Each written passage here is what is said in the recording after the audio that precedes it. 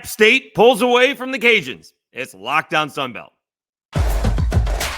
You are Locked On Sunbelt, your daily podcast on the Sunbelt Conference, part of the Locked On Podcast Network, your team every day.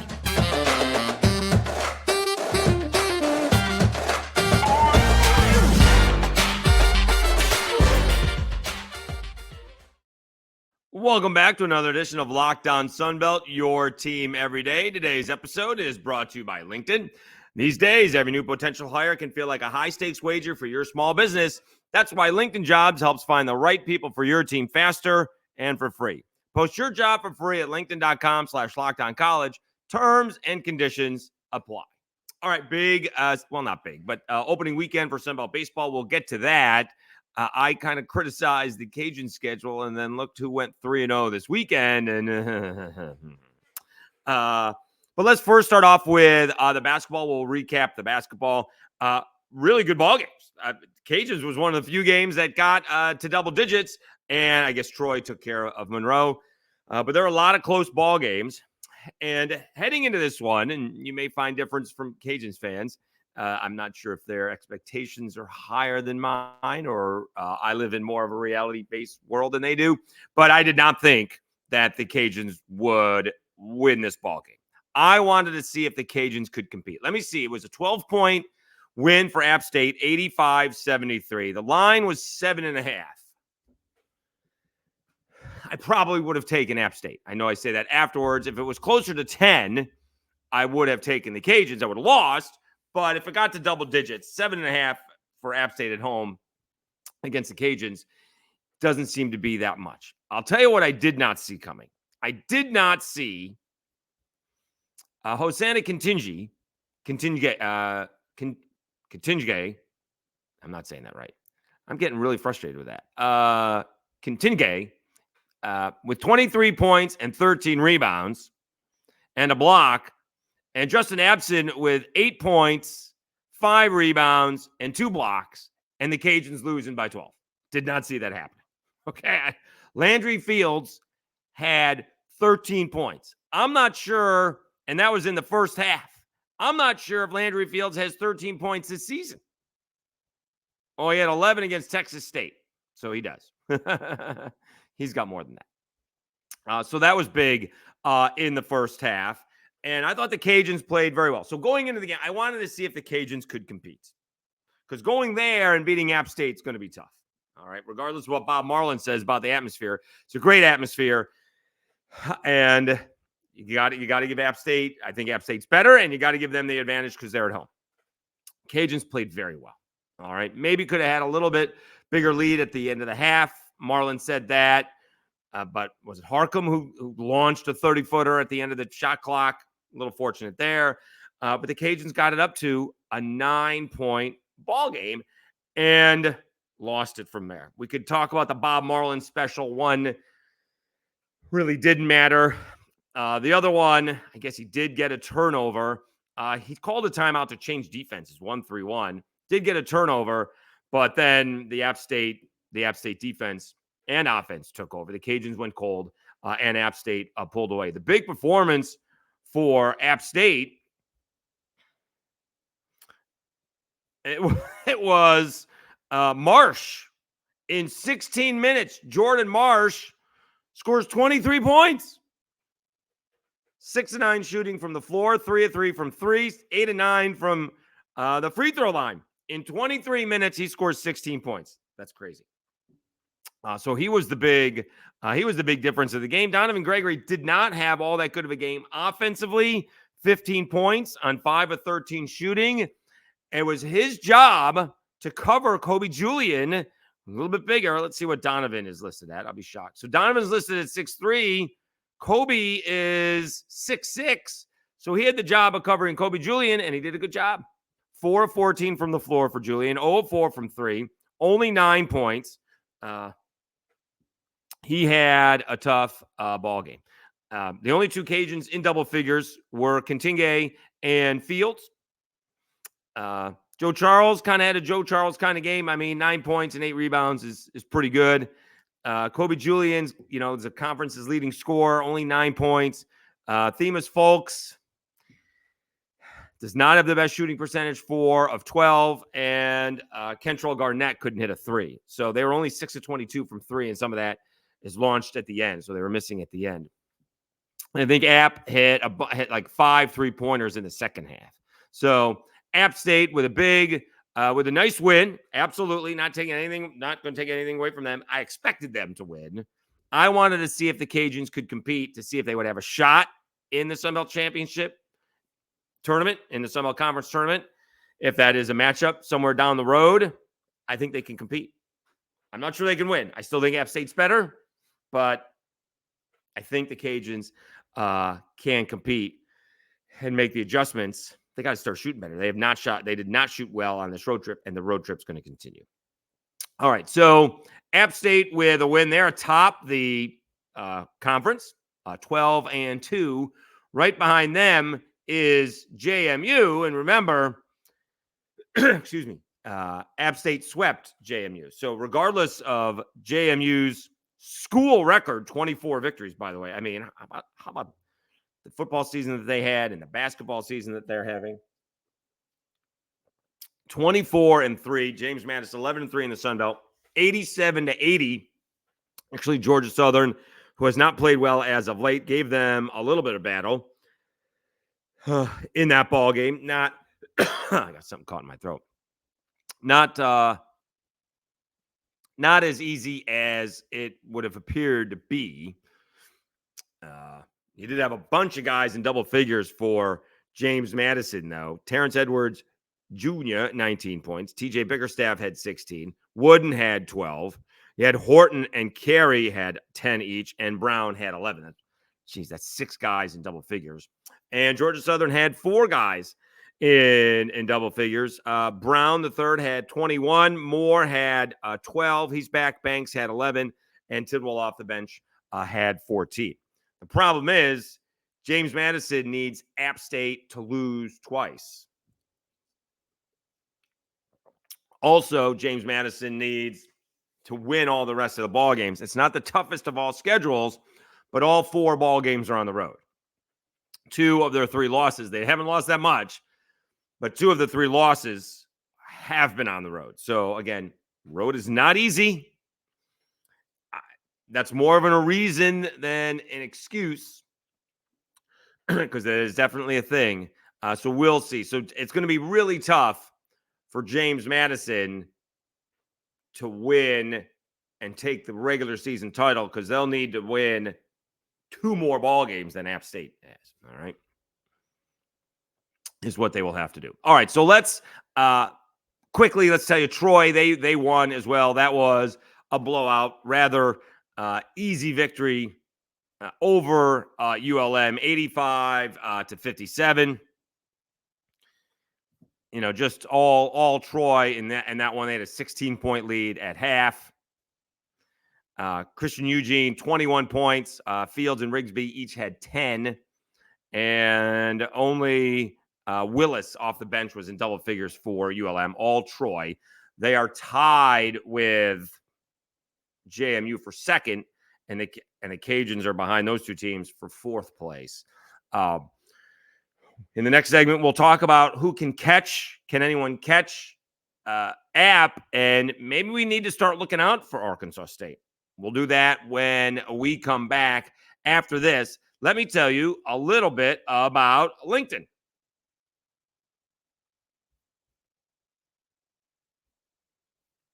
When you're hiring for your small business, you want to find quality professionals that are right for the role. That's why you have to check out LinkedIn Jobs. LinkedIn Jobs has the tools to help the right professionals for your team faster and for free. LinkedIn isn't just another job board. LinkedIn has a vast network of more than 1 billion professionals, which makes it the best place to hire. Gives you access to professionals that you can't find anywhere else. LinkedIn does all of that while making the process easy and intuitive. Hiring is easy when you have that many quality candidates. So easy, in fact, that 86% of small businesses get a qualified candidate within 24 hours. LinkedIn knows that small businesses are wearing so many hats and might not have the time or resources to hire. LinkedIn is constantly finding ways to make the process easier. They even just launched a feature that helps you write job descriptions, making the process even easier and quicker. 2.5 million small businesses use LinkedIn for hiring. Post your job for free at linkedin.com/LockedOnCollege. That's linkedin.com/LockedOnCollege to post your job for free. Terms and conditions apply. All right, Dave Schultz, Locked On Sunbelt, your team every day. Quickly, let's go over the rest of the ball games on Saturday before we look at the standings. We did mention Arkansas State. They went into South Alabama, and it was another good ball game. 76-73. Tabe for South Alabama had 35 points. Had a couple of chances at the end to either tie. Had two chances to tie, in fact. At the end, Turbo Jones missed a three-pointer that would have sent the ball game into overtime. Good job by Arkansas State, though. Tyron Todd had 21 points. Hicks had 12. Dominguez had 12. I'm wondering what happened to Caleb Fields. I need to find that out. I tried to find out. Not in foul trouble. 2 for 8. He was not at the floor. He was not on the floor at the end of the ball game. Is why I need to find out what happened there to Fields. But Arkansas State beats South Alabama. You had Ormiston with 18 points, Smurf Millender with 12 points. Turbo didn't have a good ball game, only 5. Isaiah Gator, again, 14 minutes. He didn't shoot. I don't know what's wrong with Isaiah Gator. He broke out of it last week, but did not do anything. He fouled out is what happened. He fouled out in 14 minutes. He fouled out. No points and no shots.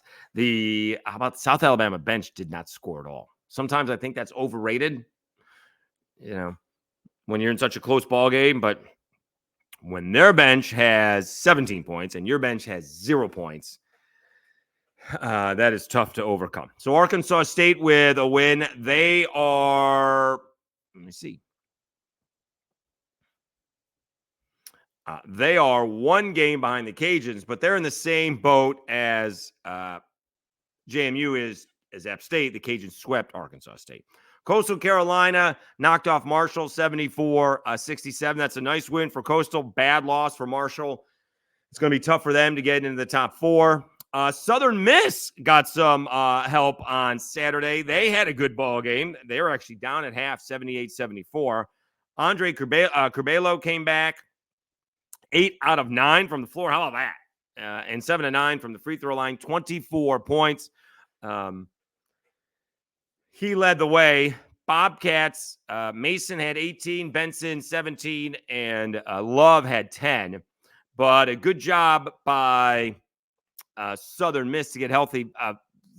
Victor Hart did not play. He did not play, but Curbelo came back, and that is good to see. He was dealing with a concussion and then the flu, which is, boy, my head has stopped spinning, but now I can't keep anything down. Poor kid. So big win for Southern Miss. They have 2 games against the Cajuns. 2 games to go against the Cajuns still to be able to catch them. They are 1 game behind. The other ball game, Georgia State, good ball game, Old Dominion, tough loss at home, 68-65. So that means Georgia State's won 3 out of 4. So they've won 3 out of 4. 2 of those 3 wins are on the road. So that is impressive. All right, so let's check out these standings. Because some of the, it may, I'm not sure, like the side mirror images appear closer than they really are. So App State is 12-2. James Madison is 11-3. All right. James Madison and Troy have not played each other. Again, my head's going to hurt when I try to figure out that tiebreaker. I'm not sure it really matters that much. But for the time being, if James Madison wants to catch App State, not going to be easy. Again, all of James Madison's final 4 ball games are on the road. At Marshall, at Georgia Southern, at Georgia State, at Coastal. Not the toughest of all teams to be playing, but nonetheless, all 4 on the road. I did mention Georgia State has won 3 out of 4. Now let's see Troy. They may have some ball games on the road too. Yeah, all 4 of their final remaining games are on the road. They're at Arkansas State, They're at ULM, they're at the Cajuns, and they're at Texas State. All right. All of those teams are playing pretty well. Arkansas State's playing better. I know Monroe just got their doors blown off, but they're certainly playing better other than what happened on Saturday. The Cajuns have like 8 out of 10, and Texas State is playing better as well. So it'll be interesting. So maybe it's not the Cajuns that Arkansas State and Southern Miss are trailing. Maybe it's Troy. Now that's going to be tough because those are 3 games. That's going to be tough to overcome, right? So James Madison and Troy are both 11-3. Cajuns are 9-5, and this road trip continues. They're at Monroe. Cajuns kind of scooted by that one. That was like an 8-point win. That's not a for sure victory. And then they're at Southern Miss. Then they get Troy at home, and then they get Southern Miss at home. These are big ball games for the Cajuns, right? If you beat Monroe, let's play this out in your head. You beat Monroe, you're 10-5. You lose to Southern Miss, you're 10-6. But then you beat Troy and Southern Miss, you should be all set for the 4th. If they can win 3 out of their last 4 ball games, they'll be in the 4th spot. All right. Maybe higher, in fact, depending on what Troy does. And if one of those wins for the Cajuns is against Troy, they got a good shot at finishing 3rd. They're 2 games back. Let's see where Southern Miss, I think Southern Miss finishes up with South Alabama and the Cajuns. Yeah, they get South Alabama and the Cajuns at home, and then they're on the road to South Alabama and the Cajuns. All right. Arkansas State, they're tied with Southern Miss. They're just 1 game back out of 4th place. So certainly they have a shot. They're playing Troy on the 22nd, and that game is now on ESPNU. That's big. They get South Alabama as well. Then they finish up at Coastal Carolina and App State. And it's not going to be like, I don't think it's going to be like football or baseball. I mean, is App State, unless maybe they have it clinched? But I don't think you play college basketball that well. Maybe you don't play the guys 35 minutes or anything like that. But remember, last year we had all that complaining, if you will, on how the tournament for the Sun Belt Conference you play a Tuesday ball game, and if you win that, you get that off. And then you play a Thursday ball game, and now you're playing your 2nd game in the arena, and I don't even think the teams have practiced in the arena. They're used to it. No one's legs are tired after 1 game and an off day. And I think JMU had an issue with that, and Southern Miss had an issue with that. I think South Alabama took both those teams down last year, and that was a problem. I think that was the case. So I don't think you can not play teams at the end, right? It's not going to be a cake. The point is, Arkansas State's not going to get a cakewalk. It's not like an NFL game where, the backup quarterback is playing. But Arkansas State could absolutely win 3 of their final 4. And, do they go 3? Do they finish up, 11-7? And will that be good enough for 4th? All right. Then the rest, Marshall is they're 2 games back of the Cajuns. Remember, they beat the Cajuns earlier, so they only need a tie. Georgia State 6-8, South Alabama, Monroe, and Coastal and Georgia Southern are all 5-9. Texas State and Old Dominion 4-10 and 2-12. So not only do you want to get in the top 4, but you want to avoid the bottom 4. And now you have, between Georgia State, 1, 2, 3, 4, 5, between Georgia State, South Alabama, Monroe, Coastal, and Georgia Southern, you have 5 teams battling to stay out of 2 spots. So we'll see how that goes down the stretch. All right, let's take a timeout. It was opening weekend for Sun Belt baseball. Caught the Cajuns ball games. Some interesting outings there. South Alabama with a weekend. They have a weekend sweep, if you will. They have a tournament. They're playing again on Monday. Old Dominion went 3-0. Texas State went 3-0. Troy 3-1. Let's recap a little bit because some of the opponents may not be the strongest of all teams. Let's just put it that way before we go crazy on who won and who did not. We will do that next, right after I tell you about FanDuel. Get buckets with your first bet on FanDuel, America's #1 sports book, because right now, new customers get $150 in bonus bets with any winning $5 bet. That's $150 if your bet wins. Bet on all your favorite NBA players and teams with quick bets, live same-game parlays, exclusive props, and more. Just visit FanDuel.com/lockedon and shoot your shot. FanDuel, official sportsbook partner of the NBA.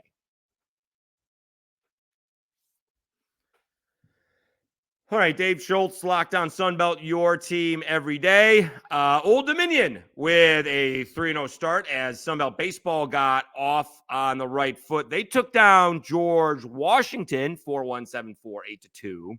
That's not bad. All right. South Alabama, they're 3-0. They're finishing up their series on Monday. They beat North Alabama, Lamar, and Southern Indiana. So, again, maybe not the strongest of all opponents there. Again, baseball's not set up to be that way because everyone's got at least one good pitcher. Texas State, they finished up 3-0, but they played Youngstown State. Youngstown State is in the same Horizon Conference as the Cajuns, who played Wright State this weekend. And Youngstown State finished with an under 500 record. So it is 3-0, but not. I'm not sure how much Youngstown State is going to help them. All right. By the way, when you see that, it's hilarious on how effusive, which is a great word, the Cajuns are and how good Wright State is. Now, this team's definitely going to be in the regional because we need them to be there. I mean, they're pretty good, and the Horizon Conference is not that good. But I think Wright State's pretty good. But it is amazing how complimentary the Cajuns were after that. So, for an example, a team that did not necessarily play well this weekend so far, there may be one more, Coastal Carolina. Coastal Carolina came out and hammered George Mason 26-0. But then they lose 7-2 and 5-3. But they lost to Indiana and they lost to Duke. That's not Youngstown State. So they start out 1-2 in the conference. JMU, all right, they went 1-2, I believe. But they're only taking on number 3 ranked Arkansas. And they beat them on Sunday. And the way all this works with the rankings, right? You play Arkansas and you lose, it's not awful. You win and it's outstanding. You play some of these lesser opponents, like the Cajuns have on their midweek schedule, and you win, it doesn't necessarily help, but you lose and it crushes you. Here, JMU gets a series. They avoid getting swept, which is always, I mean, the minimum that you're trying to do is avoid getting swept, and you beat the number 3 team in the country. That's pretty neat. All right. Let's see what else. Troy went 3-1 this weekend. They beat, Southern Illinois at Edwardsville. Yeah, they're not good either. I'm not exactly sure. I looked them up. I should have wrote this down when I looked it up.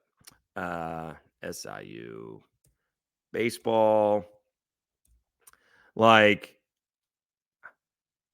they may have been way under 500 last year, and we don't know what this year brings. I freely admit that. So we're only going based on what they did last season. Let's see what they did in 2023. They were 500. So maybe Youngstown State was like 16-31. All right. So this was a 500 club, 26-28, 9-15 in the conference. But again, I'm not sure how much that helps Troy. They did win exciting 9-8, blowout 24-13, lost 7-6, and then finish it off with a shutout 11-0. All right. Let's see who else. We'll get to the Cajuns. App State went 2-1. Southern Miss went 2-1. Georgia Southern 1-2. Georgia State 1-2. ULM 1-2. Marshall 0-3. They lost at the College of Charleston. They do wrap up the series on a Monday at a noon ball game. Marshall got a little bit of snow at home in Huntington, but they're in South Carolina playing the College of Charleston. All right. As for the Cajuns, did watch them. They had guess Chase Morgan, I got to find more about this. He's like one of 4 freshmen who made his college debut as a starting pitcher. Is that a thing? He did that on Saturday. Didn't pitch that poorly. Did have 2 outs, nobody on, and ended up giving up 4 runs. Couple things with the Cajuns that I noticed that I hadn't noticed before. They've now made at least 4 base running mistakes. Today, they had a player who did not tag up or was not running on a pop-up that fell in for a double, and he went from second to third. Should have scored a run. Now, he ends up homering later on in the game, but that doesn't change the fact that they've made some mistakes. They had another base runner during the week not tag up from third.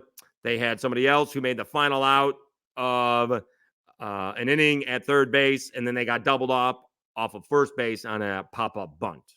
That's 4 base running mistakes in 3 ball games. That's not good. I'm not sure if you have 4 base running mistakes in a week, is that good? No, that was not good. And then the coach claimed that they had a 5th base running when they didn't hit what should have been a triple. I don't think that would have been the case because the previous night they had a runner thrown out at third base trying to get there with 2 outs. You don't make the final out. You don't make the first out at third base. Isn't that the cliche? And this player didn't want to make the first out at third base. So they have some issues. They're very aggressive at the plate. They swing at a lot of first pitches. Interesting. I got to find out what they were. They had a bunch on Sunday. Not as bad as I thought. They were in the first 2 ball games. A combined 4 for 15 with a double, triple, a sack bunt, and I think like 4 RBIs and maybe a home run. 4-15 is like 267, one more, and it's like 33. So not as poor as I thought, but they do swing at a lot of first pitches. Highly touted shortstop Kyle DeBarge finally got his first base hit. He got the Cajuns on the board with a base hit in the hole, and then John Taylor broke out of his little slump. DeBarge was like 0 for 10. Taylor was like 0 for 8. And so Taylor hit a home run. That tied the ball game up. And then Cajuns went back-to-back with some home runs and then got a RBI double scoring a run from first base, which was good base running because 2 really good throws from the outfield and the cutoff man, and still the runner was safe at the plate. So we'll see. I'm not sure about the approach. It could be just I may have to make the adjustments. So we'll see. I'm not sure how good the Cajuns are just yet. They won a 1-run ball game. They lost a 1-run ball game, and then they won a 2-run ball game. So we'll see. But that's the one I'm keeping the eyes on. Cajun softball team is struggling. We'll do a little bit of softball somewhere in time, but the Cajun softball team right now can't hit or pitch. That's an issue. This team was supposed to get to compete to get to Oklahoma City. They may have a tough time in the Sun Belt. We'll see. All right. And maybe the last 2 ball games have been against, or the last 6 ball games have been against Cal, Mississippi State, and Baylor. So we'll see if it turns around. It has not looked good as of lately. All right. Hey, stay tuned for tomorrow's show. Brady Weiler for Panther Talk is coming on. Monday, today marks day number 5 for the Georgia State coaching search. Some of these things happen fast. And I guess when you're the only one searching for a head coach, you can take your time. You're not in competition with anybody. They did name the strength and conditioning coach the interim coach. So they went and they pushed spring football back. So they're just working out, just lifting weights and trying to stay in shape. We'll see. They have a bunch of juniors and seniors. We'll see how many of them stick around when the new coach is named. All right. So Sunbelt baseball is underway. Looking forward to more of that this week. And we only got 2 more weeks left in college basketball, two more weeks left in the regular season.